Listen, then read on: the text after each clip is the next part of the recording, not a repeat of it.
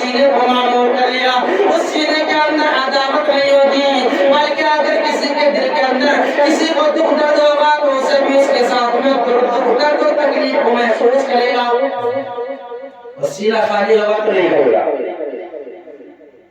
اب تم سوچنے لگے یار قرآن پڑھے ہوئے تو بہت اہم بھی ہے، مان لیا قرآن پڑھے ہوئے تو ہے لیکن قرآن کے مطالب اور مفاہیم کو نہ سمجھے ہیں، صرف پڑھی تو لیا ہم نے لیکن اس کے معنی کو سمجھے، اس کے معنی نکال کے دیکھے ہم نے تو بغاوت تو ہوگی، ناراضیت تو ہوگی۔ کاش اگر ہم اتنا علم جان لیتے، اتنا سیکھ لیتے کہ قرآن کا جو عربی متن ہے اس کے مطالب اور مفاہیم کیا ہیں۔ ابھی میں نے آیت کریمہ تلاوت کی، فَانكِحُوا مَا طَابَ لَكُم مِّنَ النِّسَاءِ مَثْنَىٰ وَثُلَاثَ وَرُبَاعَ، قرآن کا فرمان۔ فَانكِحُوا تو تم پہلے امر ہے کہ تم نکاح کرو، یہ حکم اللہ نے دیا نکاح کرنے کا، رسول نے نکاح کرنے کا حکم نہیں دیا بلکہ رسول نے فرمایا نکاح کو آسان کرو، اللہ نے حکم دیا نکاح کرو۔ جب اللہ نے حکم دیا ہے تو آگے فرمایا فَانكِحُوا مَا طَابَ لَكُم، مَا طَابَ لَكُم، طَابَ يَطُوبُ کا معنی آتا فعل ماضی، اس کا معنی آتا ہے پسندیدہ، جس کو پسند کرو۔ من النساء یہ عورت ہے اور یہ جمع ہے، یعنی بہت ساری عورت ہے، فرمایا کہ عورتوں میں سے جو تمہیں پسند ہو اس سے نکاح کرو، کتنی سے کریں؟ مثنا 2 سے کرو، وثلاثہ 3 سے کرو، ورباع 4 سے کرو، 4 تک نکاح کرنے کا ہمیں حکم دیا ایک وقت میں، ایک وقت میں 4 سے نکاح کرنے کا حکم دیا، لیکن ایک کا تو ذکر ہی نہ کیا، 2 سے شروع کیا، 2 سے کرو، 3 سے کرو، 4 سے کرو، ایک کا تو ذکر ہی نہیں کیا۔ ایک کا ذکر اس آیت کریمہ میں نے کیا لیکن اس سے پہلے پارے میں آیت کریمہ کا ذکر کیا گیا، اس میں ایک سے بھی نکاح کرنے کا حکم دیا گیا، اور یہ بھی عموماً ہے کہ ایک ہی سے نکاح کیا جاتا ہے، یہ جو شاذ کی منزل ہے جو 2 سے نکاح کر دیا جاتا ہے، اکثر عموماً ایک ہی سے نکاح کرتے ہیں ایک ساتھ میں، ورنہ تو کوئی ہوگا کہیں 100 میں 2 ہوں گے جنہوں نے 2 شادیاں ایک ساتھ میں کری ہوگی، لیکن اللہ کے پیارے رسول نے ارشاد فرمایا اگر تم نے 2 شادیاں کرنی تو دونوں کا حق برابر، دونوں کا حق برابر ہے، کمی زیادتی نہیں، اونچ نیچ نہیں، ان کے خراجات میں کمی زیادتی نہیں، ان کی دیکھ بھال میں کمی زیادتی نہیں، ان پر نظر رکھنے میں کمی زیادتی نہیں، اور اس لیے کہ ان کے ہر ایک ہر کام و سکنات افعال و اشغال میں ذرہ برابر بھی فرق نہیں ہونا چاہیے، اگر ذرہ برابر بھی فرق ہو گیا تو اللہ کے پیارے رسول ارشاد فرماتے ہیں اس فرق کی وجہ سے وہ انسان گناہ کا حامل ہو جائے گا، گناہگار رہے گا۔ تو بہتر تو یہ ہے کہ اس سے کرو، اسی کی اچھی طریقے سے دیکھ بھال کرو، اچھی طریقے سے اس سے محبت کرو، مار دھاڑ کو ختم کرو۔ آقا کریم نے ارشاد فرمایا نکاح کرنا سنت، آقا نے فرمایا زنا گندگی، فرمایا نکاح بندگی، یہ فرمایا نکاح بندگی، زنا گندگی، اور آقا نے ارشاد فرمایا بیوی کیا ہے؟ جب زنا گندگی ہو گیا، نکاح بندگی ہو گیا تو بیوی کیا ہے؟ بیوی کوئی ایسی ویسی چیز نہیں ہے، آقا نے ارشاد فرمایا کہ بیوی جب گھر میں آتی ہے تو 3 خوبیوں کی حامل ہوتی ہے، 3 خوبیوں کی حامل ہو جاتی ہے، ایک خوبی کے کبھی تو یہ رحمت بن جاتی، کبھی یہ برکت بن جاتی اور کبھی جنت بن جاتی۔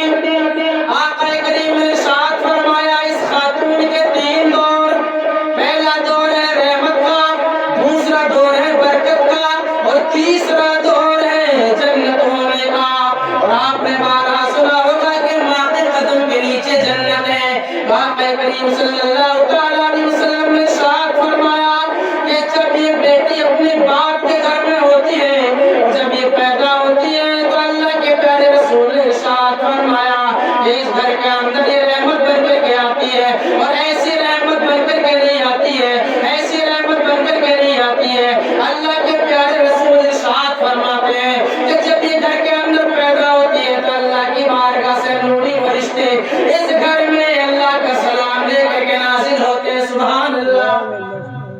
اللہ کا سلام لے کے نازل ہوتے اور لوگ الکساتے بیٹی پیدا ہو جائے.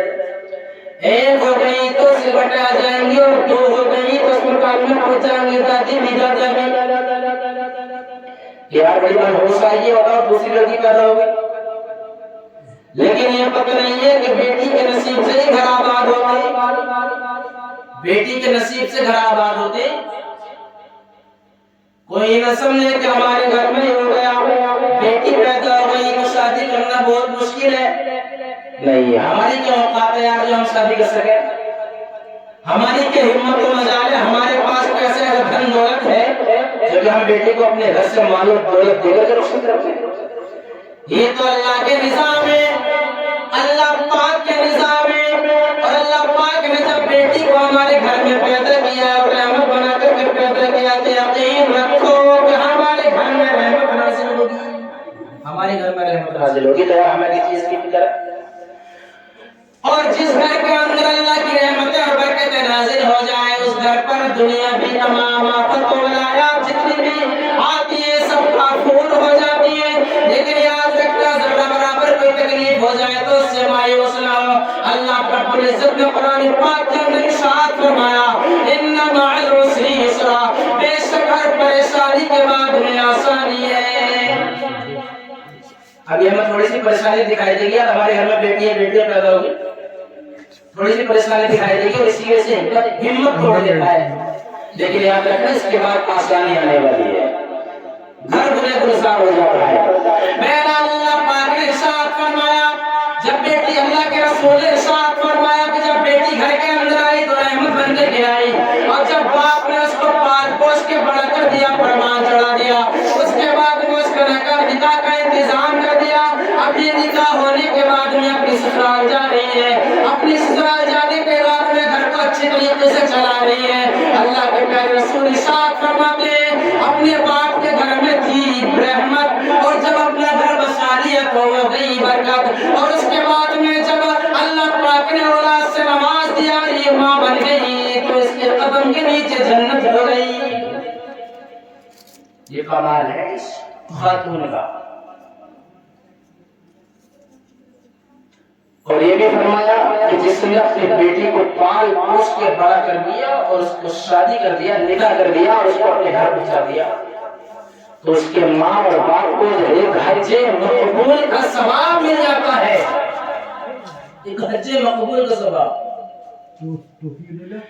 ایک تو یہ ہوتا ہے ہم حج کرنے کے لیے ارکان حج ہم نے ادا کر دیے تمام ارکان حج کے ادا کیے لیکن اس کے بعد گارنٹی نہیں ہے کہ ہمارا حج قبول ہوا ہے یا نہیں ہوا ہے. گارنٹی ہے لیکن پروان چڑھا دیا بیٹی کو نکاح کر دیا کہ نبی فرماتے ہیں کہ حج مقبول کا ثواب اس کو دیا جاتا ہے. جو قبول ہو گیا حج جتنا ثواب اللہ پاک حج کے قبول ہونے کے بعد حاجی کو عطا فرماتا ہے اتنا ثواب اس لڑکی کے ماں باپ کو عطا فرماتا ہے کہ جنہوں نے پیار اور محبت سے پروان چڑھا کر کے اور اس کے سینے کو علم دین کی تعلیم سے آراستہ کر کے اس کا نکاح کر کے اس کا گھر بسا دیا اس کو بہترین اس حج کا ثواب عطا فرماتا ہے کہ جس کو اللہ پاک نے قبول کر لیا ہو. تھوڑا بڑا نہیں ہے. اور یہ بھی جہاد ہے.